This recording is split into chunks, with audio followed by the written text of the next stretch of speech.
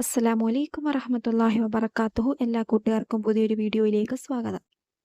ഇന്നത്തെ വീഡിയോ എന്താണെന്ന് വെച്ചാൽ എല്ലാവർക്കും വളരെ ഉപകാരപ്പെടുന്ന ഒരു വീഡിയോ ആണ്. എല്ലാവരുടെയും ജീവിതത്തിൽ ഞാൻ ഈ പറയുന്ന ഈ സ്വലാത്ത് ഞാൻ ഈ പറയുന്ന രീതിയിൽ നിങ്ങൾ ഓതുകയാണെങ്കിൽ ഒരു സംശയവും വേണ്ട. നിങ്ങൾക്ക് അതിനുള്ള ഫലം ഉറപ്പാണ്. ഇന്ന് തന്നെ നിങ്ങൾ എല്ലാവരും ഇത് നിയത്ത് വെച്ച് ചൊല്ലിത്തുടങ്ങുക. ചൊല്ലിത്തീരുന്നതിന് മുമ്പ് തന്നെ നിങ്ങളുടെ ഉദ്ദേശം എന്താണോ അത് നിറവേറി കിട്ടുന്നതാണ്, ഉറപ്പാണ്. അതുകൊണ്ട് ആരും തന്നെ ഈ വീഡിയോ സ്കിപ്പ് ചെയ്യാതെ മുഴുവനായിട്ട് കാണാൻ ശ്രമിക്കുക.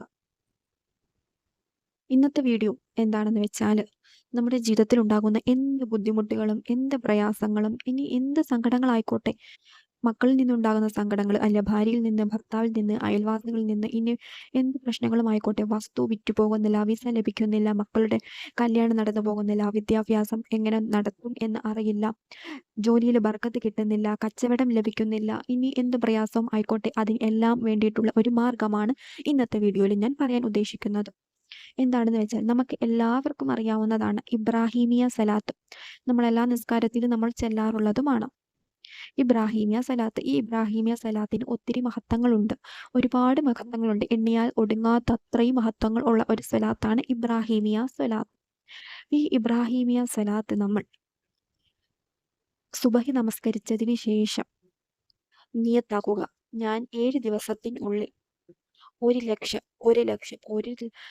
7 ദിവസത്തിനുള്ളിൽ ഞാൻ 1,00,000 ഇബ്രാഹിമിയ സലാത്ത് ചൊല്ലി തീർക്കാം എന്ന് നിയത്താക്കുക. എന്നിട്ട് ഇന്ന് സുബഹി നിസ്കരിച്ചതിന് ശേഷം ഓതി തുടങ്ങുക.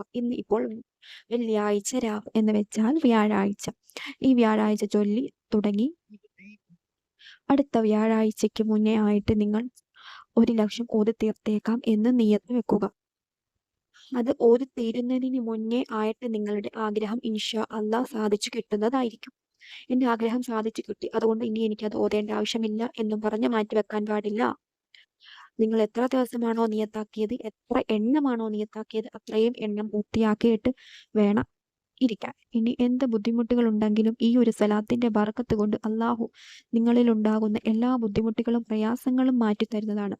അള്ളാഹുവിനെ നിങ്ങൾ ഉറച്ചു വിശ്വസിക്കുക. അള്ളാഹു അല്ലാതെ നമ്മൾക്ക് ആരുമില്ല. അള്ളാഹുവിന് മാറ്റാൻ പറ്റാത്ത പ്രയാസമായിട്ട് ഒന്നും തന്നെയില്ല.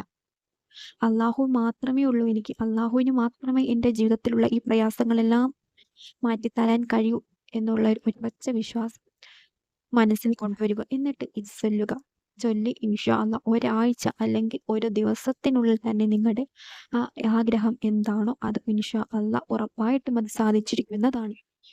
നിങ്ങൾ എല്ലാ നമസ്കാരവും നമസ്കരിക്കുക. ഒരു ഫർദ് നമസ്കാരവും കള ആക്കാൻ പാടില്ല.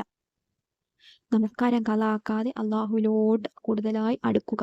അള്ളാഹു എങ്കിൽ നമ്മളിലേക്കും കൂടുതലായി കണ്ണ് തുറക്കുകയും ചെയ്യും. പിന്നെ നമ്മുടെ കാര്യങ്ങൾ എല്ലാം വളരെ പെട്ടെന്ന് നടന്നു കിട്ടുകയും ചെയ്യും.